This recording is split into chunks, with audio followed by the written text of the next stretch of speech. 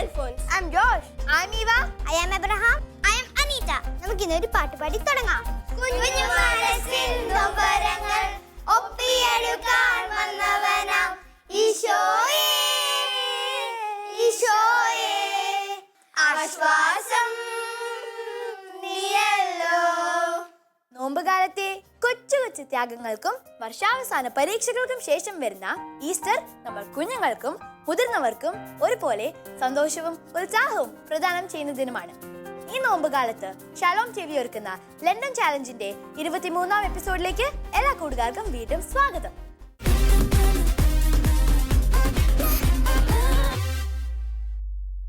വിശുദ്ധരുടെ കഥകൾ കേട്ടും വിശുദ്ധരെ കുറിച്ച് കൂടുതൽ അറിഞ്ഞുമാണ് നമ്മൾ മുന്നോട്ട് പോകുന്നത്.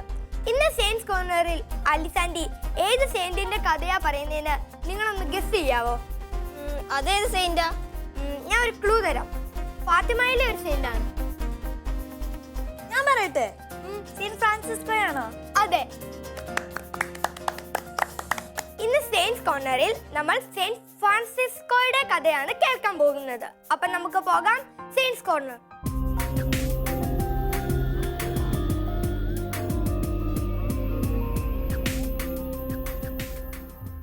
സെയിൻസ് കോർണറിൻ്റെ പുതിയ എപ്പിസോഡിലേക്ക് എൻ്റെ എല്ലാ കുഞ്ഞു കൂട്ടുകാർക്കും സ്വാഗതം. നമ്മൾ കഴിഞ്ഞ ദിവസം ജസിന്തയെക്കുറിച്ച് കേട്ടു ഇല്ലേ? ഫാത്തിമയിൽ മാതാവ് പ്രത്യക്ഷപ്പെട്ടു. ഇന്ന് നമുക്ക് ഫ്രാൻസിസ്കോയെക്കുറിച്ച് കേട്ടാലോ? ഈ ഫ്രാൻസിസ്കോ ഇവരുടെ കൂട്ടത്തിൽ ഇവർ ആടിനെ മേയ്ക്കലായിരുന്നു ഇവരുടെ ജോലി. ഇവർ ആടിനെ മേയ്ക്കാൻ പോകുന്ന സമയത്താണ് അവിടെയുള്ളൊരു മരത്തിൻ്റെ മുകളിലാണ് മാതാവ് പ്രത്യക്ഷപ്പെടുന്നത്. അപ്പോൾ ഇവർ എല്ലാ ദിവസവും ഉച്ചഭക്ഷണം കൊടുത്തു വിടും അപ്പയമ്മയും. അപ്പോൾ ഇവർ വേഗം ആടിനെയൊക്കെ അവിടെ മേയ്ക്കാൻ വിട്ടിട്ട് ഇവർ ഉച്ചയാകുമ്പം എന്നിട്ട് എപ്പോഴും പറയും എല്ലാ ദിവസവും ജപമാല ചൊല്ലണമെന്ന് പറയും. അപ്പോൾ ഇവർ കൂട്ടുകാർ അവിടെ ചെന്ന് കുറച്ച് സമയം കളിക്കും. അത് കഴിഞ്ഞ് വേഗം ജപമാല ചൊല്ലുമ്പം ഫ്രാൻസിസ്കോയുടെ പ്രശ്നം എന്ന് വെച്ചാൽ ഫ്രാൻസിസ്കോ വളരെ ഫാസ്റ്റ് നന്മ പറയുമ്പോൾ ഇങ്ങനെ ഭയങ്കര ഫാസ്റ്റായിട്ട് നന്മ പറയും ചൊല്ലും. അപ്പോൾ അതൊന്നും മനസ്സിലാവത്തില്ല. അപ്പോൾ വേഗം ജപമാല ചൊല്ലുന്നത് എന്തിനാണെന്നറിയാമോ? ഈ ഭക്ഷണം കഴിഞ്ഞ് വേഗം ജപമാല ചൊല്ലിക്കഴിഞ്ഞാൽ കുറേ സമയം കളിക്കാൻ പറ്റും. കളിക്കാൻ പോകാൻ വേണ്ടിയിട്ടുള്ള തിടുക്കത്തിലാണ് ഈ പ്രാർത്ഥനകൾ ഇങ്ങനെ വ്യക്തതയില്ലാണ്ട് ഉഴപ്പിച്ചൊല്ലുന്നത്.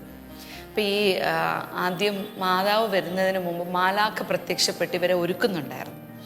നമ്മൾ ജപമാല കഴിഞ്ഞിട്ട് ഒരു പ്രാർത്ഥന ചൊല്ലത്തില്ലേ, ഓ എൻ്റെ ഈശോയെ ഞങ്ങളുടെ പാപങ്ങൾ ക്ഷമിക്കണമേ എന്നൊക്കെ, ആ പ്രാർത്ഥന ഈ കുഞ്ഞുങ്ങൾക്ക് മാതാവ് പഠിപ്പിച്ചു കൊടുത്ത, ഈ മാലാഖ പഠിപ്പിച്ചു കൊടുത്ത പ്രാർത്ഥനയാണ്. അപ്പോൾ ഇങ്ങനെ കാസയും പിലാസയായിട്ടൊക്കെ വന്ന് അതിൽ ദിവ്യകാരുണ്യത്തിൽ ഈശോ ഉണ്ട്, അങ്ങനെ കുറേ കാര്യങ്ങൾ പറഞ്ഞ് കുഞ്ഞുങ്ങളെ ഒരുക്കുകയാണ്. എന്നിട്ട് മാലാഖ ഇങ്ങനെ പറഞ്ഞു, ഫ്രാൻസിസ്കോ നീ പ്രാർത്ഥിക്കുന്നതൊന്നും മാതാവിന് മനസ്സിലാവുന്നില്ല, നീ വ്യക്തമായിട്ട്, അതൊക്കെ അവന് ഭയങ്കര സങ്കടം. അപ്പോൾ ആദ്യമൊക്കെ ഈ മാലാഖ വന്നു കഴിഞ്ഞ് ഫ്രാൻസിസ്കോയ്ക്ക് കാണാൻ പറ്റുന്നുണ്ടായിരുന്നില്ല. ജസിന്തയും കണ്ട് ലൂസിയയും കണ്ട്. അപ്പോൾ ഇവൻ ചോദിക്കും എന്താ എനിക്ക് കാണാൻ പറ്റുന്നില്ല. അപ്പോൾ ഇവർ പറയും നീ കുറച്ചുകൂടെ തീക്ഷ്ണമായിട്ട് നന്നായിട്ട് പ്രാർത്ഥിക്കുന്നു പറയും. അങ്ങനെ ഈ ഫ്രാൻസിസ്കോയെ കറക്റ്റ് ചെയ്യും. അപ്പോൾ ഈ പ്രാർത്ഥന എന്ന് പറയുമ്പോൾ നമ്മുടെ കുറേ ആവശ്യങ്ങൾ പോയി ദൈവത്തോട് പറഞ്ഞു, നമ്മൾ ചോദിക്കുന്ന ഉടനെ ദൈവം നമുക്ക് തരുന്നു, അതല്ല അല്ലേ? അതിനപ്പുറത്ത് ദൈവവുമായിട്ടുള്ളൊരു സംഭാഷണമാണ് പ്രാർത്ഥന. അപ്പം നമ്മൾ സ്നേഹത്തോടെ നമുക്ക് ഒത്തിരി ഇഷ്ടമുള്ള അടുത്ത് നമ്മൾ ഒത്തിരി നേരം സംസാരിക്കില്ലേ? സ്നേഹത്തോടെ സംസാരിക്കും, അവരുടെ വിശേഷങ്ങൾ ചോദിക്കും, നമ്മുടെ വിശേഷങ്ങൾ പറയും. ശരിക്കും ദൈവം ആഗ്രഹിക്കുന്നത്, ഈശോ ആഗ്രഹിക്കുന്നത് അങ്ങനെ ഒരു കൂട്ടാണ് നമ്മളെല്ലാവരുമായിട്ട്. അപ്പോൾ പ്രാർത്ഥന എന്ന് പറയുമ്പോൾ ആ ഒരു സ്നേഹ സംഭാഷണം. അപ്പം ഫ്രാൻസിസ്കോയ്ക്ക് ഈ ഒരു പ്രശ്നം അതോടെ മാറി. നല്ല പിന്നെ ഏറ്റവും ഭക്തിയോടെ വ്യക്തമായും സ്ഫുടമായിട്ടും പ്രാർത്ഥിക്കാൻ തുടങ്ങി ഫ്രാൻസിസ്കോ. അത് കഴിഞ്ഞ് ഈ മാതാവ് വന്ന സന്ദേശങ്ങൾ തരുന്നു. മാതാവ് വരുന്നെന്ന് കേട്ടപ്പോഴത്തേക്ക് അവിടുന്ന് ഇവിടുന്നുള്ള ഒത്തിരി ആൾക്കാർ ഈ ഫാത്തിമയിലേക്ക് വരാൻ തുടങ്ങി. പോലീസുകാർക്ക് ആൾക്കാരെ നിയന്ത്രിക്കാൻ വയ്യ. അങ്ങനെ ആകെ പ്രശ്നങ്ങളായ സമയത്ത് ഈ കൊച്ചുങ്ങളെ പിടിച്ചു കൊണ്ടുപോകും. പോലീസുകാരെ അറസ്റ്റ് ചെയ്തുകൊണ്ട് പോയി ഒരു ജയിലിലിടും. ജയിലിൽ ചെന്ന് കഴിയുമ്പോൾ ഇവർക്ക് പേടിയുണ്ട്. പക്ഷെ എന്നാലും മാതാവ് ഒരു ഭയങ്കര ധൈര്യം കൊടുക്കുന്നുണ്ട്. മാതാവ് ഇവരോട് പറഞ്ഞു, നിങ്ങൾക്ക് കുറേ സഹനങ്ങൾ വരും, പക്ഷെ നിങ്ങൾ വിശ്വാസത്തിൽ ഉറച്ച് ധൈര്യത്തോടെ നിൽക്കണം എന്നുള്ളത്. അപ്പം നിങ്ങളുടെയൊക്കെ പ്രായത്തിലുള്ള കുഞ്ഞുങ്ങളായിരുന്നു. ഇപ്പം ജയിലിൽ അടച്ചു കഴിഞ്ഞപ്പോഴത്തേക്ക് ഫ്രാൻസിസ്കോയുടെ കയ്യിൽ ഒരു ജപമാല ഉണ്ടായിരുന്നു, ഒരു മെഡലും ഒരു ചരടിൽ കോർത്തൊരു മെഡലുണ്ടായിരുന്നു. അപ്പം ജയിലിലുണ്ടായിരുന്ന ഒരു ചേട്ടൻ്റെ അടുത്തുനിന്ന് ഫ്രാൻസിസ്കോ പറഞ്ഞു, ചേട്ടാ ഈ മെഡലൊന്ന് അവിടെ തൂക്കിയിടുമെന്ന് ചോദിക്കും. ആ ഭിത്തിയിൽ ആ മെഡൽ ജയിലിനുള്ളിലാന്ന് ഓർക്കണം, ഇവർക്ക് പേടിയൊന്നുമില്ല. നമ്മളൊക്കെ ആണെങ്കിൽ ഇങ്ങനെ പേടിച്ച് ബോധം കിട്ടുമോ ഇല്ലേ? ഇവർക്ക് പേടിയൊന്നുമില്ല. ഫ്രാൻസിസ്കോ പറഞ്ഞു, ചേട്ടാ ഇതൊന്ന് ആ ആണിയിലൊന്ന് തൂക്കിയിടുമോ? എന്നിട്ട് ഇവർ മുട്ടയിൽ നിന്ന് കൂളായിട്ട് ഉറക്ക ജപമാല ചൊല്ലി പ്രാർത്ഥിക്കാൻ തുടങ്ങി. അപ്പോൾ ഇവർ ഈ ജയിലേഴ്സിന് അവിടെയുള്ള ഓഫീസേഴ്സിന് ഇവരോട് കുറേ കാര്യങ്ങളൊക്കെ ചോദിച്ചിട്ടൊന്നും മനസ്സിലായൊന്നുമില്ല. അപ്പം ഫ്രാൻസിസ്കോ പ്രാർത്ഥിക്കാൻ എത്രമാത്രം ഉഴപ്പ് കാണിച്ചോ, മടി കാണിച്ചോ, ഇൻട്രസ്റ്റ് ഇല്ലായ്മ കാണിച്ചോ, അതിൻ്റെ ഇരട്ടി മിടുക്കനായിട്ട് പിന്നീട് ഫ്രാൻസിസ്കോ പ്രാർത്ഥിക്കുമായിരുന്നു അവസാനം വരെ. ദിവ്യകാരുണ്യ അവൻ മരിക്കുന്നതിന് മുമ്പ് ആഗ്രഹം ഉണ്ടായിരുന്നു, കുമ്പസാരിക്കണം, ദിവ്യകാരുണ്യ ഈശോയെ സ്വീകരിക്കണം. അവൻ മരിക്കുന്നതിൻ്റെ തലേന്നാണ് ഒരു നല്ല കുമ്പസാരം കഴിച്ചു, ഈശോയെ സ്വീകരിച്ചു. സ്വർഗത്തിലിരുന്ന് ഇങ്ങനെയുള്ള നമുക്ക് കുഞ്ഞുങ്ങൾക്ക് എല്ലാവർക്കും വേണ്ടി അവർ കുഞ്ഞു വിശുദ്ധർ രണ്ടുപേരും പ്രാർത്ഥിക്കുന്നുണ്ട്. ലൂസിയയും മരിച്ചു, ഉറപ്പായിട്ടും ലൂസിയയും സ്വർഗത്തിൽ പോയിട്ടുണ്ടാവും. അപ്പം നമ്മളിന്ന് നിങ്ങൾക്ക് പ്രാർത്ഥിക്കാൻ മടിയുണ്ടോ? ഉണ്ടോ? മടിയുണ്ടോ? എങ്ങനെയാ കുടുംബ പ്രാർത്ഥനയിലൊക്കെ പറഞ്ഞ ഇങ്ങനെയൊക്കെയാണോ? അല്ല, മിടുക്കരായിട്ട് പ്രാർത്ഥിക്കില്ല. നിങ്ങൾ മിടുക്കര് കുഞ്ഞുങ്ങളാണ്. അപ്പം നമുക്ക് ഇന്ന് ഇച്ചിരി മടിയൊക്കെ ഉള്ള കുഞ്ഞുങ്ങളുണ്ട് ഈ ലോകത്തില്ലേ. കുർബാനയ്ക്ക് പോകാൻ മടി, കുർബാനയ്ക്ക് ലേറ്റായിട്ട് എത്തുക, കുർബാനയിൽ ഇങ്ങനെ അലക്ഷ്യമായിട്ട് നിൽക്കുക, ജപമാല ചൊല്ലാൻ മടി കാണിക്കുക. അപ്പം നമ്മൾ ഇന്ന് അങ്ങനെയുള്ള എല്ലാ കുഞ്ഞു കൂട്ടുകാരും ഓർക്കല്ലേ, പ്രാർത്ഥിക്കാൻ മടി തോന്നുന്ന താല്പര്യമില്ലാത്ത എല്ലാ കുഞ്ഞുങ്ങളെയും നമുക്ക് ഈശോയുടെ കയ്യിലേക്ക് കൊടുത്ത് അമ്മ മാതാവിനോടും പറഞ്ഞ് നമുക്ക് ഇന്ന് ഫ്രാൻസിസ്കോ എല്ലാവർക്കും വേണ്ടി മാധ്യസ്ഥം വഹിക്കും. നിങ്ങൾക്ക് പ്രാർത്ഥിക്കാൻ മടിയുണ്ടെങ്കിൽ ആരോട് പറയണം? ഫ്രാൻസിസ്കോയോട് പറയണം, ഫ്രാൻസിസ്കോ എനിക്ക് മടിയുണ്ട്, എനിക്ക് വേണ്ടി ഒന്ന് ഈശോയോട് പ്രാർത്ഥിച്ചേക്കണം. ചോദിക്കുമോ? നിങ്ങളും ചോദിക്കണം. ഫ്രാൻസിസ്കോ ഉറപ്പായിട്ട് നമുക്ക് വേണ്ടി മാധ്യസ്ഥം വഹിക്കും. അപ്പം നമുക്ക് അടിപൊളിയായിട്ട് പ്രാർത്ഥിക്കാം. ഓക്കെ?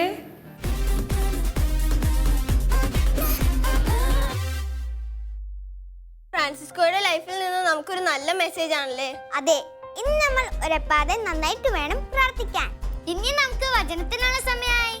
ഇന്നത്തെ വചനം ഇതാണ്: എന്റെ നാമത്തിൽ നിങ്ങൾ എന്നോട് എന്തെങ്കിലും ചോദിച്ചാൽ ഞാൻ അത് ചെയ്തു തരും.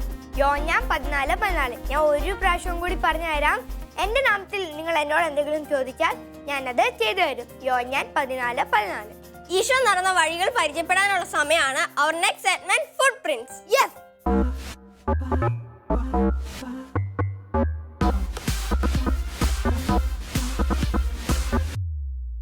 ഈശോയ്ക്ക് പ്രിയപ്പെട്ട എല്ലാ കുഞ്ഞു മക്കൾക്കും ഫുട് പ്രിന്റ്സിലേക്ക് സ്വാഗതം. മക്കളെ, നമ്മൾ ഇന്ന് ജെറുസലേമിൽ കാണുന്നത് ബെത്സേദ കുളത്തിന്റെ കാഴ്ചയാണ്. നമ്മൾ കഴിഞ്ഞ ദിവസം പറഞ്ഞില്ലായിരുന്നോ, സുവിശേഷത്തിൽ നമ്മൾ 2 ബെത്സേദയെ കുറിച്ച് വായിക്കുന്നുണ്ട്. അതിലൊന്ന് നമ്മൾ കണ്ടു കഴിഞ്ഞു, ഗലീല തടാകത്തിന് അരികിലുള്ള ബെത്സേദ എന്ന ഗ്രാമത്തിന്റെ കാഴ്ച. ഇനിയൊന്ന് ജെറുസലേമിലെ ഒരു കുളമായിരുന്നു, അതിന്റെ പേരാണ് ബെത്സേദ കുളമെന്ന്. ജെറുസലേം ദേവാലയത്തിന്റെ അജകവാടത്തിന് അരികിലുള്ള കുളം എന്നാണ് നമ്മൾ യോഹന്നാന്റെ സുവിശേഷത്തിൽ വായിക്കുന്നത്. ഇതിന് 5 മണ്ഡപങ്ങൾ ഉണ്ടായിരുന്നു എന്നാണ് നമ്മൾ സുവിശേഷത്തിൽ വായിക്കുന്നത്. അപ്പൊ നമ്മൾ നമ്മുടെ നാട്ടിലൊക്കെ ചില അമ്പലക്കുളങ്ങളൊക്കെ നിങ്ങൾ കണ്ടിട്ടുണ്ടോ? കല്ലുകളൊക്കെ ഉണ്ട് കെട്ടി, അതിലേക്ക് പടികളൊക്കെ ഉണ്ട്, ഇറങ്ങിച്ചെന്ന് വെള്ളത്തിലേക്ക് ഇറങ്ങുന്ന രീതിയിലുള്ള കുളങ്ങൾ നമ്മൾ നാട്ടിൽ കണ്ടിട്ടുണ്ട്. അതുപോലെ ഒരു കുളമായിരുന്നു ബെത്സേദ കുളം. ബെത്സേദ കുളത്തിന്റെ പ്രത്യേകത എന്താണെന്ന് നമുക്ക് എല്ലാവർക്കും അറിയാം അല്ലേ? ഈശോ തളർവാദ രോഗിയെ സുഖപ്പെടുത്തിയ സ്ഥലമാണ്. നിങ്ങൾക്ക് കഥ കേൾക്കാൻ ഇഷ്ടമല്ലേ? അറിയത്തില്ലാത്തവർക്ക് വേണ്ടിയിട്ട് ആന്റി പറഞ്ഞു തരാം ഈ കുളത്തിൽ എന്തായിരുന്നു സംഭവിച്ചുകൊണ്ടിരുന്നത്. ഇടയ്ക്കിടയ്ക്ക് ഒരു മാലാഖ വന്ന് ഈ വെള്ളത്തിൽ ഇറങ്ങി വെള്ളം കലക്കുമ്പോൾ ആ വെള്ളത്തിന് ഒരു ശുദ്ധി വരും. ആ വെള്ളത്തിനപ്പോൾ ഒരു അത്ഭുത ശക്തി ഉണ്ടായിരുന്നു. ആ കുളത്തിന്റെ ചുവട്ടിൽ ഇതിനു വേണ്ടിയിട്ട് കാത്തു കിടക്കുന്ന ഒരുപാട് രോഗികൾ ഉണ്ടായിരുന്നു.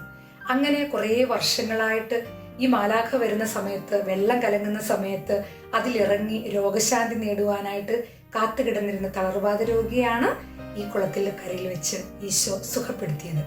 ഇന്ന് ആ കുളത്തിൽ വെള്ളമൊന്നുമില്ല, എന്നാലും ആ കുളത്തിന്റെ അവശിഷ്ടങ്ങളൊക്കെ അവിടെയുണ്ട്. നമ്മൾ കഴിഞ്ഞ ദിവസം കണ്ട പരിശുദ്ധ അമ്മയുടെ ജനന സ്ഥലത്തിന്റെ പള്ളിയുടെ തൊട്ടരികിലാണ് ഈ ബെത്സേദ കുളം ഉണ്ടായിരുന്നത്. അപ്പൊ നമുക്ക് ബെത്സേദ കുളത്തിന്റെ കാഴ്ചയിലേക്ക് പോവാം.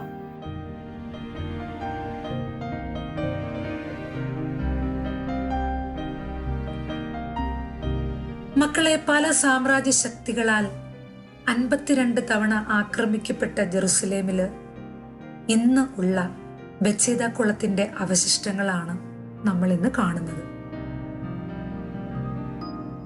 5 മണ്ഡപങ്ങൾ ഉണ്ടായിരുന്ന ജെറുസലേം ദേവാലയത്തിന്റെ അജകവാടത്തിന് അരികിലായി ഉണ്ടായിരുന്ന ബെത്സേദ കുളത്തിന്റെ ഇന്നത്തെ കാഴ്ച.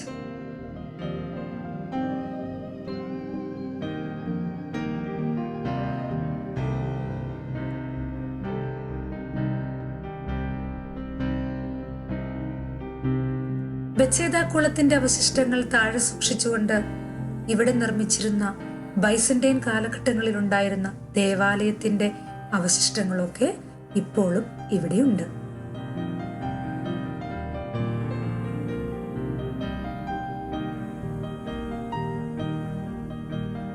ദൈവമഹത്വം ദർശിക്കുന്നതിനും ദൈവത്തിൽ നിന്ന് രോഗശാന്തി കിട്ടുന്നതിനുമായി അനേകം രോഗികൾ ഈ കുളത്തിന്റെ ചുറ്റിലുമായി കാവല് കിടക്കുമായിരുന്നു. മാലാഖ വന്ന് കുളത്തിലിറങ്ങി വെള്ളം കലക്കുന്നതും നോക്കി പ്രതീക്ഷയോടെ കിടക്കുന്ന രോഗികൾ. അവരുടെ അടുക്കിലേക്കാണ് നമ്മുടെ ഈശോ കടന്നു വന്നത്.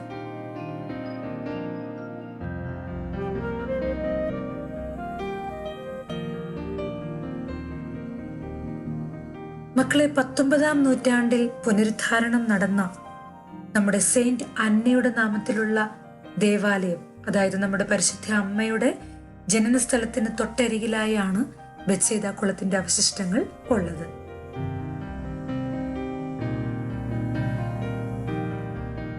വിശുദ്ധ യോഹന്നാന്റെ സുവിശേഷം 5-ാം അധ്യായം. ഇതിനുശേഷം യഹൂദരുടെ ഒരു തിരുനാളിന് യേശു ജെറുസലേമിലേക്ക് പോയി. ജെറുസലേമിൽ അജകവാടത്തിനടുത്ത് ഹെബ്രായ ഭാഷയിൽ ബെത്സേദ എന്ന് വിളിക്കുന്ന ഒരു കുളമുണ്ടായിരുന്നു. അതിന് 5 മണ്ഡപങ്ങളും. അവിടെ കുരുടരും മുടന്തരും തളർവാദക്കാരുമായ അനേകം രോഗികൾ കിടന്നിരുന്നു. 38 വർഷമായി രോഗിയായിരുന്ന ഒരുവൻ അവിടെ ഉണ്ടായിരുന്നു. അവൻ അവിടെ കിടക്കുന്നത് യേശു കണ്ടു. അവൻ വളരെ നാളായി കിടപ്പിലാണെന്ന് അറിഞ്ഞ് യേശു ചോദിച്ചു, സുഖം പ്രാപിക്കുവാൻ നിനക്ക് ആഗ്രഹമുണ്ടോ? അവൻ പറഞ്ഞു, കർത്താവേ, വെള്ളം ഇളകുമ്പോൾ എന്നെ കുളത്തിലേക്ക് ഇറക്കുവാൻ ആരുമില്ല. ഞാൻ എത്തുമ്പോഴേക്കും മറ്റൊരുവൻ വെള്ളത്തിൽ ഇറങ്ങിക്കഴിഞ്ഞിരിക്കും. യേശു അവനോട് പറഞ്ഞു, എഴുന്നേറ്റ് കിടക്കയെടുത്ത് നടക്കുക. അവൻ തക്ഷണം സുഖം പ്രാപിച്ച് കിടക്കയെടുത്ത് നടന്നു. അന്ന് സാബത്തായിരുന്നു. അതിനാൽ സുഖം പ്രാപിച്ച ആ മനുഷ്യനോട് യഹൂദർ പറഞ്ഞു, ഇന്ന് സാബത്താകയാൽ കിടക്ക ചുമക്കുന്നത് നിഷിദ്ധമാണ്. അവൻ മറുപടി പറഞ്ഞു, എന്നെ സുഖപ്പെടുത്തിയവൻ നിന്റെ കിടക്കയെടുത്ത് നടക്കുക എന്ന് എന്നോട് പറഞ്ഞു. അപ്പോൾ അവർ ചോദിച്ചു, കിടക്കയെടുത്ത് നടക്കുക എന്ന് നിന്നോട് പറഞ്ഞവൻ ആരാണ്? അവിടെ ഉണ്ടായിരുന്ന ജനക്കൂട്ടത്തിൽ യേശു മറഞ്ഞു കഴിഞ്ഞിരുന്നതിനാൽ അവൻ ആരാണെന്ന് സുഖം പ്രാപിച്ചവൻ അറിഞ്ഞിരുന്നില്ല. മക്കളെ, താഴേക്ക് ഇറങ്ങിച്ചെന്നാൽ ഇപ്പോഴും വെള്ളത്തിന്റെ ചെറിയ അംശം നമുക്കിവിടെ കാണാം. ഈശോയുടെ അത്ഭുതം നടന്ന ഈ പുണ്യസ്ഥലം നേരിട്ട് കാണുവാൻ പറ്റുന്നത്, ഇവിടെ ആയിരിക്കാൻ പറ്റുന്നതൊക്കെ ഒരു വലിയ ഭാഗ്യമാണ്. ഇവിടം സന്ദർശിച്ചപ്പോ ആന്റി നിങ്ങളെല്ലാവരെയും പ്രാർത്ഥനയോടുകൂടി ഒരുപാട് ഓർത്തിട്ടുണ്ട് കേട്ടോ.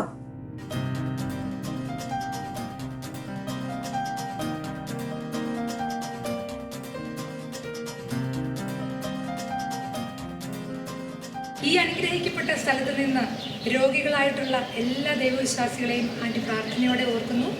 ജെറുസലേമിലെ അടുത്ത ഒരു വിശുദ്ധ സ്ഥലവുമായിട്ട് നമുക്ക് അടുത്ത എപ്പിസോഡിൽ കാണാം. ഈശോമിശിഹായ്ക്ക് സ്തുതി.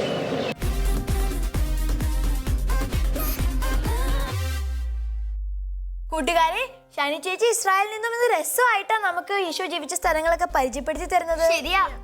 ഇനി നമുക്ക് ഗസ്റ്റിന്റെ ഷെയറിംഗ് കേട്ടാലോ?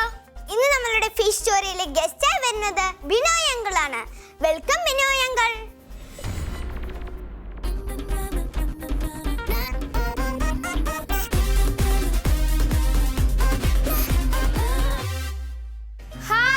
ഹായ് കുഞ്ഞുങ്ങളെ, എല്ലാവർക്കും സുഖമാണോ? അങ്കിൾ ഇന്ന് മക്കളുമായിട്ട് പങ്കുവയ്ക്കാൻ പോകുന്നത് അങ്കിളിന്റെ ജീവിതത്തിൽ സംഭവിച്ച ഒരു ദൈവാനുഗ്രഹത്തെ പറ്റിയാണ്. ഇത് 2019 സെപ്റ്റംബർ 29-ാം തീയതിയാണ് സംഭവിച്ചത്. എൻ്റെ ഭാര്യാപിതാവ് മരിച്ചതിൻ്റെ 9ാം ചരമദിനത്തിൽ പങ്കെടുക്കാനായിട്ട് എനിക്ക് വയനാട്ടിലേക്ക് പോകണമായിരുന്നു. ഞങ്ങൾ എറണാകുളത്ത് നിന്ന് രാത്രി 10 മണിയായപ്പോഴാണ്, 28-ാം തീയതി 10 മണിക്കാണ് യാത്ര തുടങ്ങുന്നത്.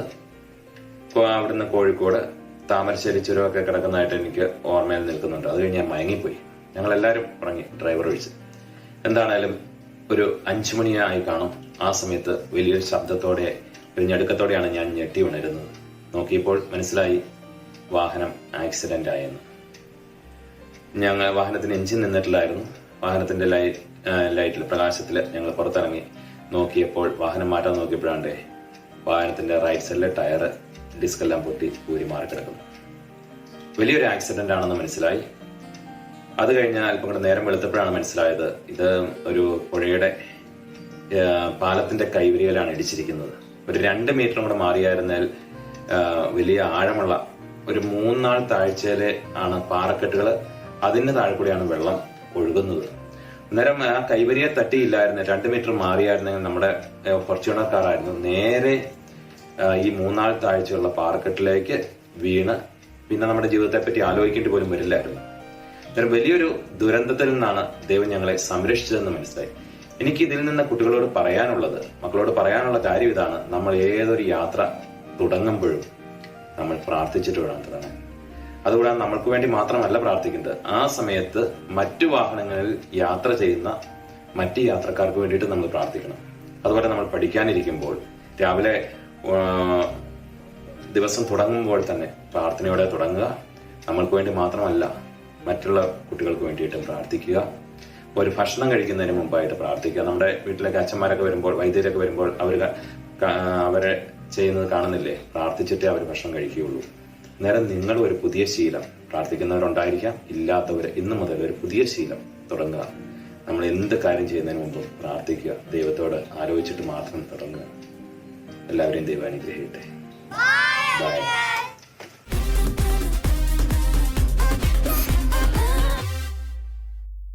ഇന്നത്തെ ചലഞ്ച് ഇതാണ് കൂട്ടുകാരെ. നിങ്ങൾക്ക് ഇഷ്ടമുള്ള ഒരു ബൈബിൾ രംഗം അഭിനയിച്ച് അതിന്റെ വീഡിയോ ഞങ്ങൾക്ക് അയച്ചു തരിക. അയക്കേണ്ട നമ്പർ 9048398600. ഞാനൊന്നും കൂടി പറയാം, 9048398600. കൂട്ടുകാരെ, ഇനി നമുക്ക് ഇന്നലത്തെ ചലഞ്ച് കാണാം.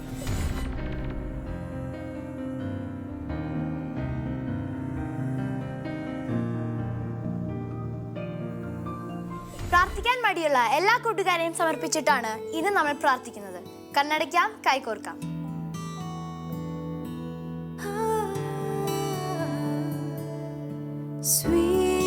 Sweetheart of Jesus, that burns with love for me, inflame my heart to love you more. Sweetheart of Jesus,